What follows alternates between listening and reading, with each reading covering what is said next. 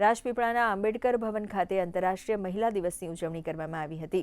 સાથે જ ડ્રોન દીદીનું પણ સન્માન કરવામાં આવ્યું હતું। મહિલા સંમેલનમાં આવેલ પ્રાંત અધિકારી, રાજપીપળા નગરપાલિકા પ્રમુખ અને પૂર્વ મહિલા અને બાળ વિભાગના ચેરમેન ભારતીબેન તડવી દ્વારા માર્ગદર્શન આપવામાં આવ્યું હતું।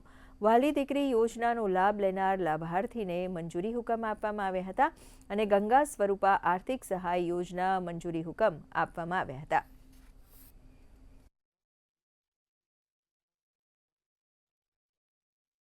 8 मार्च इंटरनेशनल वुमेन्स डे के रूप में सेलिब्रेट किया जाता है। इसी का आज डिस्ट्रिक्ट लेवल प्रोग्राम 10 मार्च को women and child development department के द्वारा अंबेडकर हॉल में रखा गया था, जहां पर डिपार्टमेंट के बहुत से लाभार्थी, स्टूडेंट्स और अन्य महिलाओं भी यहाँ पे उपस्थित थे। હું નર્મદા જિલ્લાની એક આર્ચરી સ્ટેટ પ્લેયર છું।